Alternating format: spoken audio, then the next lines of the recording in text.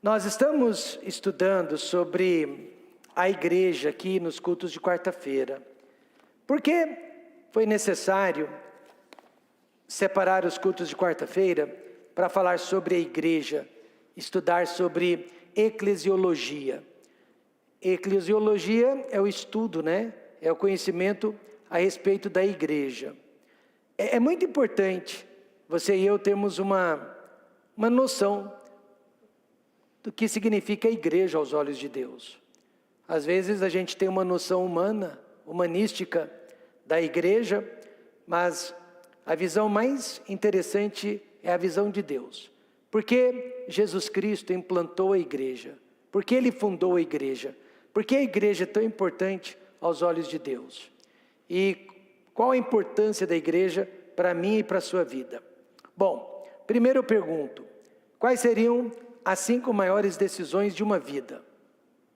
Em ordem de importância, quais seriam as 5 maiores decisões? A primeira, sem sombra de dúvida, receber Jesus Cristo como seu único e suficiente Salvador.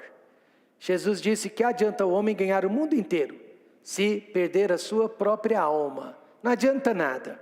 Então a decisão mais importante é a da salvação. Quando eu soube que minha esposa havia concebido a nossa primeira filha, já orei pela salvação da minha filha. Não queria eu colocar um filho no mundo que viesse a nascer, viver e morrer sem Cristo. Aí não valeu a pena. E a mesma oração foi feita quando minha esposa concebeu pela segunda vez. Por quê? Porque a salvação é a decisão mais importante de uma vida. Quantos aqui já aceitaram Jesus Cristo como Senhor e Salvador? Tem certeza da salvação? Só digam amém. Amém. Nunca me esqueço desse cristão na Índia. Ele conta como foi a sua infância. Com menos de 2 aninhos de idade, perdeu a mãe e o pai simplesmente o entregou nas mãos de um orfanato evangélico, nas mãos de uma missionária batista que tomava conta do orfanato para cuidar daquela criança. E esse pai, ele apareceu só uns 18 anos mais tarde. A criança já tinha 20, 21 anos de idade, quando o pai reapareceu. E o pai havia tirado 18 anos para viajar e conhecer todos os altares, todos os templos religiosos que havia no país da Índia. Ele estava em busca de paz, em busca de esperança, em busca de uma explicação para a vida. Mas quando ele voltou 18 anos mais tarde, o filho dele, agora adulto, perguntou se ele havia encontrado a paz com Deus que ele tanto ansiava. E aquele pai respondeu: não, meu filho, ainda não encontrei. Então, meus irmãos, a despeito das inúmeras religiões que o homem segue, há um só caminho para a salvação e um só caminho para a paz com Deus: Jesus Cristo. Não há salvação em nenhum outro, pois debaixo do céu nenhum outro nome é dado entre os homens pelo qual podemos ser salvos. Então nós temos plena convicção que Jesus Cristo é o caminho, é a verdade e é a vida. E ninguém pode ir a Deus senão por Jesus Cristo. A segunda decisão mais importante é o que fazer de sua vida. Escolher uma profissão. Você sabia que 70% dos alunos formados da universidade não estão trabalhando no ramo que estudaram? Não estão trabalhando na profissão para a qual se formaram? 70%. Saíram com diploma nas mãos, quer seja de advogado, quer seja de professor, quer seja de fisioterapeuta, mas 70% não estão realizando a sua profissão. Então é muito importante escolher a profissão certa. Não é aquela que você ganha mais, mas é aquela que te satisfaz mais, amém? É aquela na qual você se complementa. Outra decisão deveras importante é com quem irei me casar, ou se vou ficar solteiro. Essa também é uma decisão muito importante. E eu já comecei a orar pela minha futura esposa quando eu tinha apenas 12 anos de idade. O pastor ensinou-nos que nunca era cedo demais. Então, com 12 anos, eu orava que Deus me mostrasse quem seria minha esposa. 5 anos mais tarde, Ele respondeu a minha oração. Eu conheci a Raquel com 17 anos de idade, mas eu não sabia que ela seria minha esposa. Eu a encontrei quando eu tinha 17 anos, mas a gente só soube que iríamos nos casar 7 anos mais tarde. 7 anos mais tarde. Portanto, essa é uma decisão muito importante. E também o lugar de sua moradia. Eu vou ficar em Ribeirão Preto, eu vou embora para uma outra cidade, para um outro estado, ou até mesmo para um outro país. E agora veja em quinto lugar, porém não menos importante, qual igreja irei frequentar? Qual será a minha igreja? A igreja da minha família. Essas são as 5 maiores decisões de uma vida. Mas infelizmente, algumas pessoas não percebem o valor da igreja na vida de sua família. Irmãos, a igreja, ela é uma instituição 100% divina. Os homens jamais teriam inventado a igreja, jamais teriam criado a igreja. A família é uma instituição 100% divina. Os homens também jamais teriam criado a família. Já o governo humano é instituição divina, mas os homens teriam criado um governo humano, mas não teriam criado uma família, não teriam criado uma igreja. Então podemos dizer que a família e a igreja são instituições 100% divinas. A igreja, ela pode fortalecer a sua família, ela pode fortalecer o seu lar. E a igreja, ela pode ser uma influência dinâmica sobre a sua família. Eu não tenho dúvidas de que quando uma família sabe da importância da igreja, e ela se utiliza da igreja para abençoar a sua família, ela nunca vai se arrepender. As escolas públicas, as privadas e até mesmo as chamadas evangélicas, ou escolas confessionais, elas não têm como ajudar a vida espiritual de nossos filhos. Aliás, na grande maioria das vezes, nossos filhos são desafiados nas escolas com respeito à fé deles. E muitas vezes eles acabam cedendo, porque a pressão do grupo é muito forte. É muito forte. E ninguém quer ser diferente, e ninguém quer ficar fora do clubinho. Os meios de comunicação, nenhum deles contribui para o bem da família. Ao contrário, querem a destruição da família. Então só a igreja pode ajudar a família espiritualmente. Quero ler para vocês algo estarrecedor que aconteceu nesses últimos dias. Infelizmente a mídia não propaga essas coisas, não é do interesse da mídia, de maneira nenhuma, nos mostrar o que está acontecendo. Mas o que eu vou ler, retirei de um corte do jornal. Representantes do governo federal enfrentaram uma sabatina no Comitê de Direitos Econômicos e Sociais da ONU, em Genebra.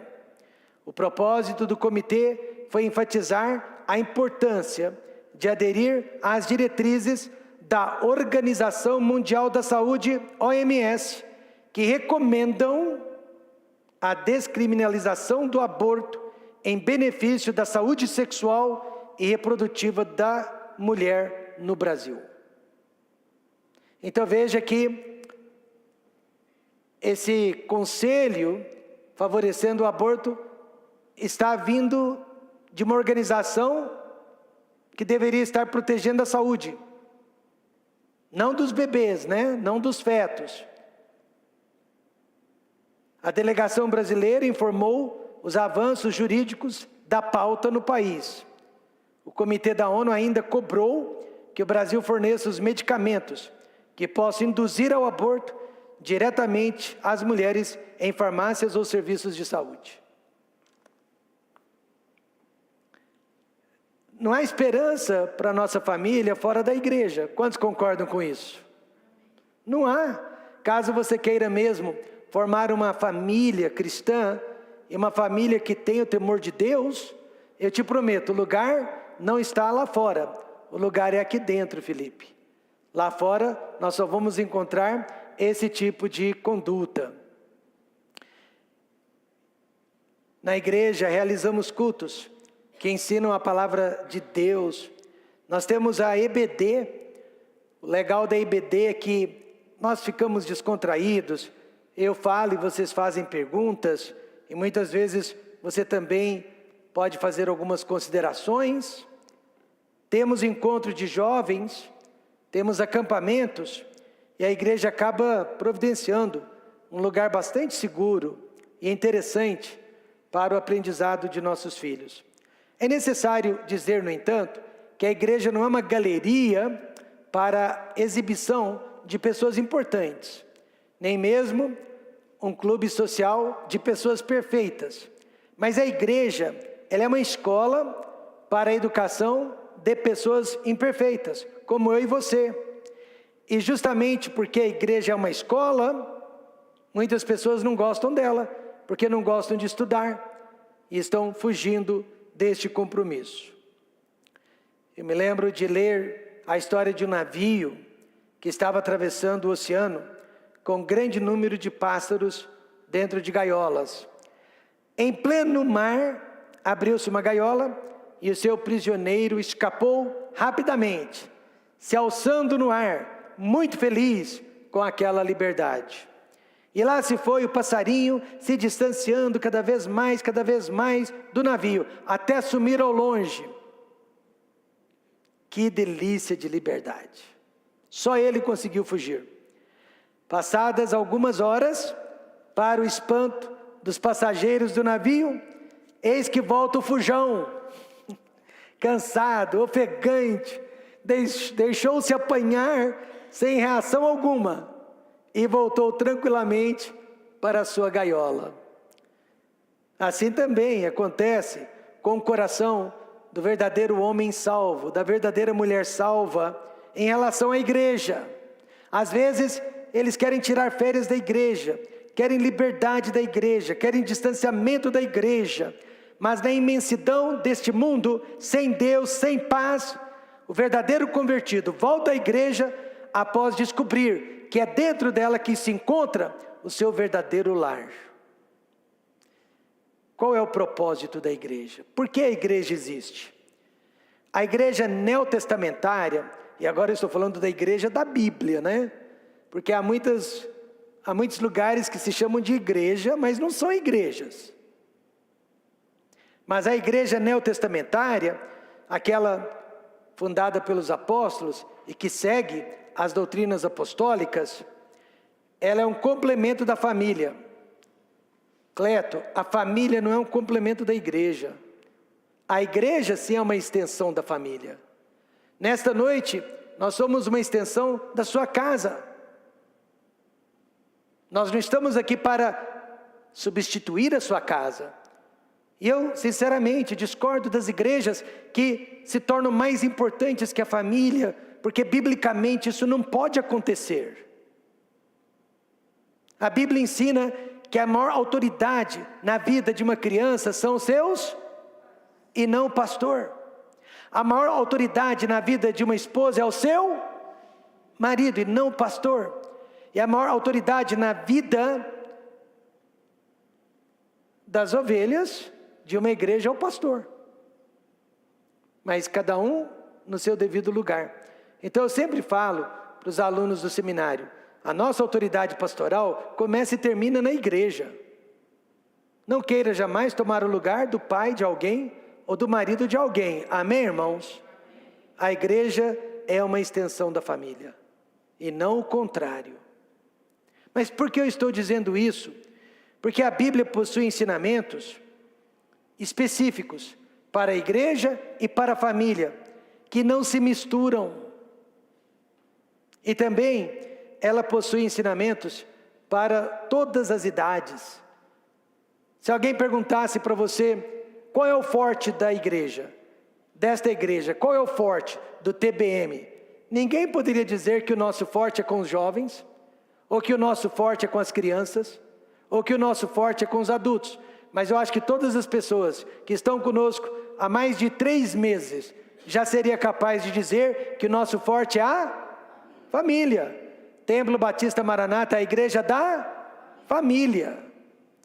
E nós tentamos alimentar e edificar todas as idades, todas as pessoas ao mesmo tempo. E a igreja, ela nos dá oportunidades, e eu gosto disto, de servirmos outras pessoas. Meu tempo é escasso, seu tempo é escasso, todos nós aqui temos pouco tempo. Então eu quero utilizá-lo da melhor maneira possível. Eu quero ajudar a todos, mas principalmente aos domésticos da fé, pessoas da minha igreja que eu conheço.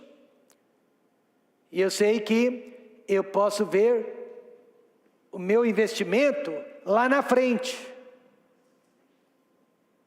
E eu não invisto apenas com dinheiro, eu invisto com tempo, eu invisto com talento, eu invisto com conhecimento, eu invisto com as minhas habilidades, eu invisto com a minha vida espiritual, sobre a vida de outras pessoas.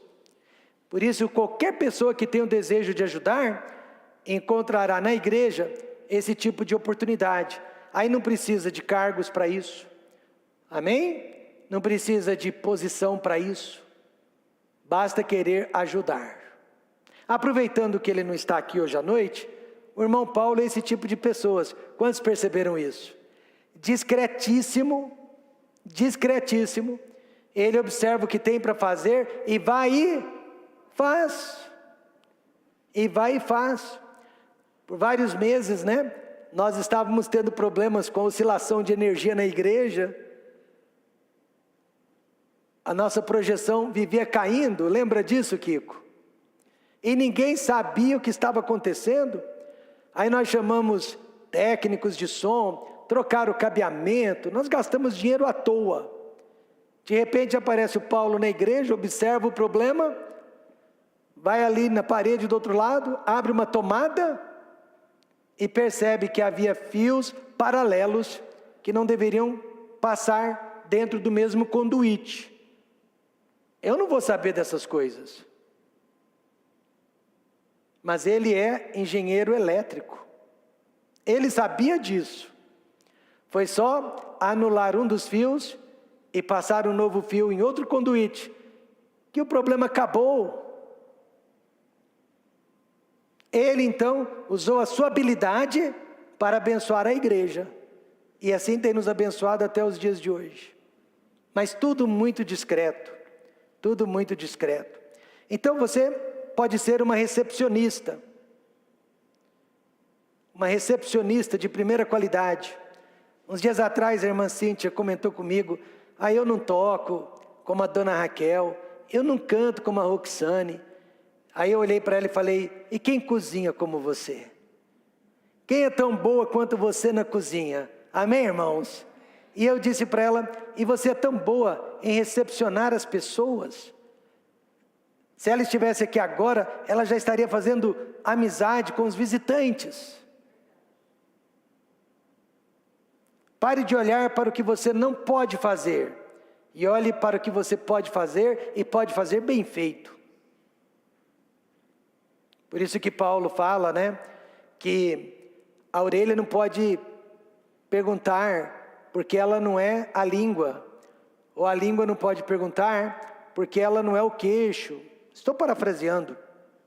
O pé não pode querer ser a mão não pode querer ser a cabeça. Mas todos esses membros são importantes para o corpo. Até a unha, né, de um dos dedos, você não sente falta até perdê-la. Aí você vai ver o que é dor, quando você perde um pedaço da unha. Há pessoas de todos os níveis, e nós aprendemos uns com os outros. Não é verdade? Porque cada um de nós tem uma cultura diferente, nós viemos de regiões diferentes, mesmo nós que somos ribeirão-pretanos, nossos pais não eram. eles vieram de Minas Gerais, e os nossos antepassados vieram da Polônia, ou vieram de Portugal, ou da Itália. Nós somos uma mistura. E aí Deus nos coloca no mesmo lugar, Márcia, e nós só aprendemos uns com os outros. E somos edificados. Temos pessoas de todas as idades. Como eu amo entrar na igreja, e as crianças entram, e elas gostam de fazer sanduíche do pastor. Eu me sinto que nem uma salsicha. Aí elas vêm, abraçam de todos os lados. Aí eu pergunto para elas, tá certo, eu sou a salsicha. Quem é o pão? Quem é o molho? Mas isso tudo é porque nós estamos dentro da igreja. É um lugar de proteção social. As crianças que crescem na igreja, elas raramente vão ter problemas de agorafobia, por exemplo. Medo de pessoas, medo de aglomeração, medo do público.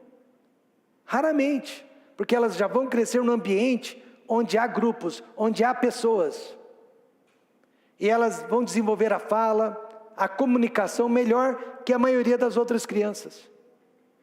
É um lugar de proteção social, com certeza. Portanto, esse é o propósito da igreja.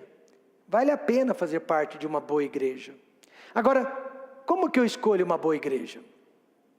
A escolha de uma boa igreja não é fácil. Não é fácil. Se ela enfatiza dinheiro, saia de perto. Se ela enfatiza dinheiro, sai de perto. É importantíssimo escolher a igreja certa. E eu reconheço que o Templo Batista Maranata não é a única boa igreja de Ribeirão Preto. Claro que não. Eu conheço muitas outras boas igrejas na nossa cidade, mas ela deveria ser a única igreja certa para você, que Deus trouxe aqui. É como uma esposa. Para mim, a minha esposa é a melhor do mundo. E a única para mim. Amém, irmãos? E a igreja é assim também. Por isso que tenha cuidado na hora de escolher uma igreja. Lembro de um jovem, ele não tinha condições de frequentar a nossa igreja regularmente, e nem a igreja dos pais que ficava em outra cidade. Então um domingo ele estava conosco, outro domingo na cidade dos pais. Um domingo conosco, outro domingo na cidade dos pais. Ele dizia, pastor, eu quero me firmar na igreja, mas meus pais estão velhos, eu sou filho único, e eu tenho que ajudá-los praticamente todo final de semana. Mas é dessa igreja que eu gosto. Aí percebi, que a igreja estava entre ele e os pais. Mas eu disse, olha, gostaríamos muito que você ficasse conosco, mas desse jeito, molha e não chove, chove e não molha, você não vai crescer. Você não vai crescer espiritualmente. Então é melhor que você fique na igreja de seus pais. Aí você cuida dos pais e cresce espiritualmente. É errado também dizermos para as pessoas procurarem a igreja mais perto de casa. Dessa forma as pessoas vão pensar que todas as igrejas são iguais, e isso não é verdade. Então, 4 passos ao escolher uma boa igreja. 4. Primeiro passo, a igreja precisa ser fiel à palavra de Deus. Ela tem que ser cristocêntrica e a Bíblia tem que ser o centro da igreja. As pregações expositivas e a hermenêutica respeitada. Ela não usa um texto fora do contexto como um pretexto. A palavra de Deus é explicada, analisada e estudada. E todos na família são beneficiados através do estudo da palavra de Deus. Agora mesmo, nossas crianças estão recebendo instrução da palavra de Deus. E elas estão memorizando versículos. Ela ensina a palavra na escola bíblica dominical. E a organização e a burocracia que a gente vê em várias igrejas não podem ocupar o lugar da Bíblia. Uma vez, Jailson, eu estava numa igreja e começamos a EBD, e os primeiros 20 minutos foi só para falar de um passeio que eles fariam no bosque. E aí sobrou só 10 ou 15 minutos para o estudo da palavra de Deus. Só 10 ou 15 minutos. Segundo passo, além de ser centrada na Bíblia, a igreja deve ministrar para todos da família. Como eu disse, não é a igreja dos jovens, não é a igreja das crianças, não é a igreja dos adultos, mas é uma igreja equilibrada, alcançando todas as idades. Agora repare, quantos jovens da igreja são consagrados a Deus? E aí você terá uma ideia de como a igreja está ministrando para os jovens. Eu sei que a nossa igreja tem poucos jovens, mas está aumentando. Amém, Gabriel? Mas eu não trocaria os nossos jovens por nenhum outro grupo de jovens. E eu falo em questão de qualidade. Eu não trocaria, por exemplo, um Lucas por nenhum outro jovem. Um Eduardo por nenhum outro jovem. Um Bruno, que agora está casado, por nenhum outro jovem. Um Wallace por nenhum outro jovem. Esses meninos que estão sempre firmes aqui nos encontros de sábado. Não trocaria. Vocês trocariam? Não. É sinal de que a igreja, então, está moldando esses jovens, alimentando esses jovens, instruindo esses jovens, realmente na palavra de Deus.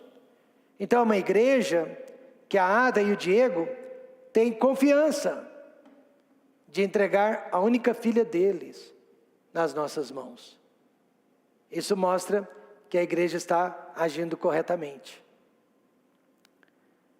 A igreja, ela é tão equilibrada que um pai de família chega para o pastor e diz: olha, se não fosse o ministério desta igreja, eu não teria mais família, eu não teria mais esposa. E você, ao invés de se orgulhar com um comentário desses, você passa a ter mais temor de Deus ainda. Porque a nossa responsabilidade é muito grande. Terceiro, a igreja, ela deve providenciar para você um lugar para servir. Como eu disse, ninguém precisa de status, ninguém precisa de posição. Você precisa apenas olhar ao redor e servir. Existem muitas coisas que você nem precisa ser membro da igreja para estar fazendo na igreja. E servir é uma delas. E quarto, a igreja deve ser uma igreja que você pode recomendar para outras pessoas. E aí eu pergunto, será que essa igreja, apesar de nova, ela já possui essas 4 qualidades? A igreja é fiel à palavra de Deus? A igreja ministra para todos da família? A igreja é um lugar que podemos servir uns aos outros? Principalmente na hora dos churrascos, né? E a igreja é uma igreja que você pode recomendar para os outros? Contei para vocês, né? Eu fui assistir a um evento no Teatro Dom Pedro II, evento chique, todo mundo elite ali dentro do teatro. Aí na hora que terminou o evento, nós fomos para o lobby do teatro, e eu fiquei só aguardando, né, minha esposa, minhas filhas. Acho que uma das filhas participou da apresentação, era uma apresentação musical de uma escola muito famosa aqui na cidade. Aí lá fora, eu vi um casal com as filhas, conversando, inclusive casal de médicos. E, de repente, ouvi o casal falando de uma igreja, aí me aproximei e perguntei: vocês são de tal igreja? Sim, nós somos. Eu já estive na sua igreja. Esteve mesmo já há muitos anos, quando eu era criança. Uma boa igreja de vocês. E você vai a alguma igreja? Vou. Qual igreja você vai? Eu vou no Templo Batista Maranata. na City Ribeirão. Nós já ouvimos falar desta igreja, é uma igreja muito boa, me contaram que o pastor de lá é maravilhoso. É verdade, ele é maravilhoso.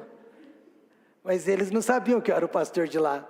Aí a médica, a esposa do médico, pois é, me falaram que ele prega muito bem. Ele prega bem demais.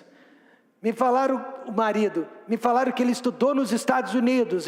Ele fez alguns cursos nos Estados Unidos. Mas vem cá, vocês só ouviram coisas boas desse pastor? Vocês não ouviram nada de ruim a respeito dele ainda? Não, ainda não. Então eu vou falar. Ele não passa de um pecador. Aí eles arregalaram os olhos. E sabe por que eu sei disso? Por quê? Porque eu sou o pastor. Mas não é bom alguém falar bem da sua igreja? Amém ou não? É bom, é sinal de que você pode recomendar a sua igreja para os outros. Então vamos aproveitar a nossa igreja, o aproveitamento da igreja. Olha, se você quer aproveitar a igreja, e aqui eu vou pisar no calo de vocês, não vai ser nada fácil, mas é o que está na Bíblia: seja fiel à sua igreja, seja fiel à sua igreja. Uma senhora de idade, ela passou pelo médico, os exames não foram bons, aí o médico disse: olha, 6 meses de repouso, e a senhora não pode sair mais de casa por 6 meses. Aí ela: mas doutor, como que fica a minha igreja? Aí o doutor disse: a sua igreja vai ficar muito bem sem a senhora. Eu sei, doutor, mas sou eu que não vou ficar bem sem a minha igreja. E é assim que devemos pensar.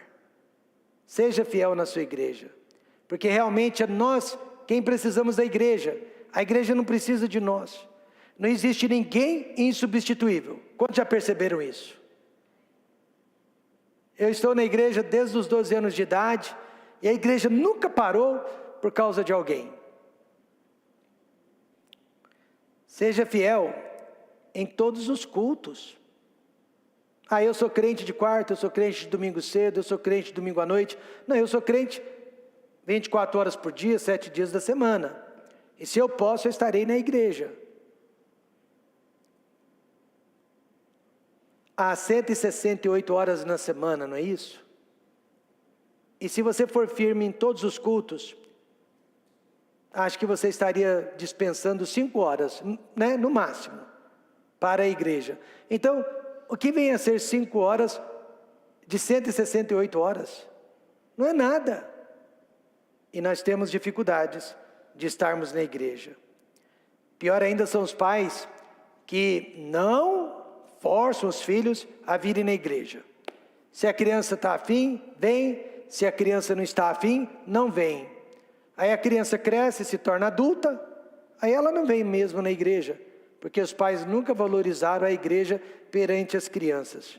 Pior ainda é quando a mãe chega para o pastor e diz: pastor, meu filho caiu no mundo das drogas, por favor vá falar com o meu filho.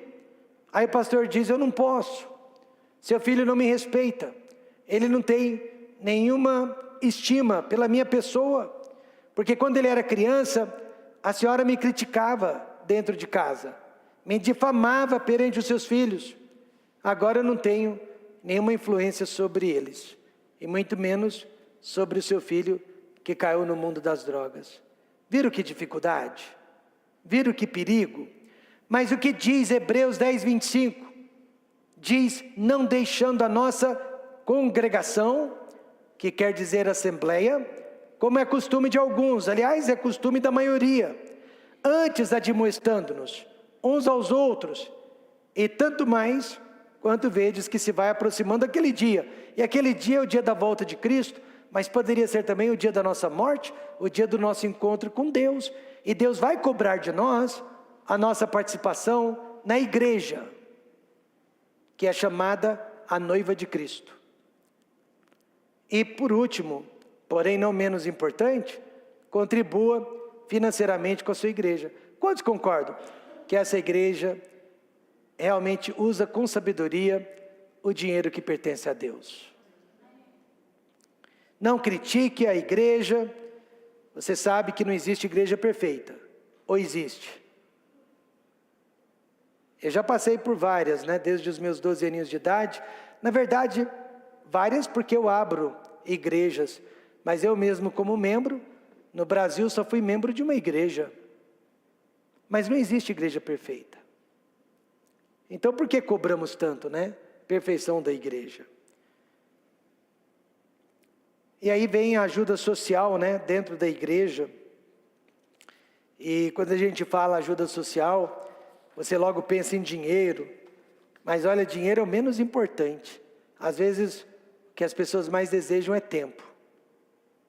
Conversar e pedir conselhos e receber palavras de encorajamento. Qual é mesmo o meu dom espiritual? Alguém se lembra?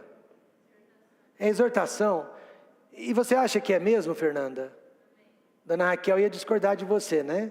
Na opinião da minha esposa, qual que é o meu dom? A administração. Mas é que a gente desenvolve todos os dons.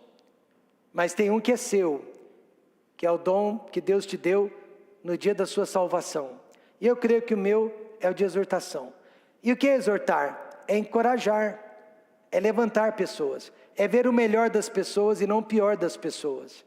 É acreditar nas pessoas quando elas não acreditam nelas mesmas. Não é bom viver numa igreja assim? É aquela velha história do copo meio cheio, meio vazio. Diz o ditado que em terra de cego, quem tem um olho é o quê? É rei. Então muitas vezes as pessoas só olham para o copo meio vazio. Criticam, difamam, reclamam, quando poderiam fazer o oposto. Elogiar e agradecer.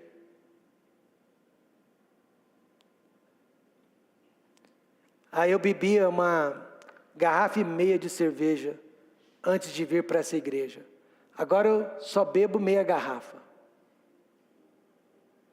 Ainda não obteve vitória completa, mas quantos acham que ele está no caminho certo? É como você analisa. Claro que há certas coisas com as quais nós não negociamos. Eu batia na minha esposa todos os dias, agora bato só uma vez por semana. Não, aí não. Alguém me ligou, não dessa igreja, 3 horas da manhã. Pastor, meu marido está me agredindo. Você ligou para o número errado. É 190. Agora. Quer que eu ligo para você? Aí ela chorando, eu falei, espera aí que eu ligo. E eu mesmo liguei. Por quê? É crime. Então, quando é um crime, você não liga para o pastor. Crime você liga para a polícia. Tá certo? Então, concluindo, eu visitei um irmão que estava fora da igreja há 2 anos. Aí eu perguntei para ele, o que vai ser dos seus filhos, se você não fizer a sua parte? Criar filhos hoje em dia é muito mais difícil que há 10, 15, 20 anos. Meu pai diz que criar filhos hoje é muito mais difícil do que no tempo dele. Acho que todos concordam com isso. Mas não nos afeta se dentro de casa nós sabemos criar nossos filhos. A minha caçula, a Roxane, quando ela tinha acho que 3 anos de idade, ela juntava todas as bonecas dela, colocava em cima do sofá, pegava uma vassoura, pegava um banquinho, colocava a Bíblia dela em cima do banquinho, a vassoura era o microfone. Aí ela fazia de conta que era o pastor da igreja. E ela cantava e pregava para as bonequinhas dela. Ela pregava o que ela aprendia na escola dominical com a professora. Olha só, a Roxane já sendo preparada para ser missionária com 3 aninhos de idade. E ora, ela sentava no piano da nossa casa, sempre tivemos piano, e ela só fazia barulho, imitando a mãe dela tocando na igreja. E todos vocês podem fazer isso dentro do lar de vocês, com as suas crianças. Mas você vai precisar da igreja. E através da igreja, você poderá servir a Deus. E você será servido por Deus. Então, queria falar muito sobre a importância da igreja para a sua família. E acho que alcançamos o nosso alvo nesta noite. A igreja é uma extensão da sua casa. A igreja não veio para substituir a sua casa, mas ela veio para complementá-la. Espero que você entenda isso e que você aceite essa verdade para a sua vida. Amém? Pai, obrigado por esse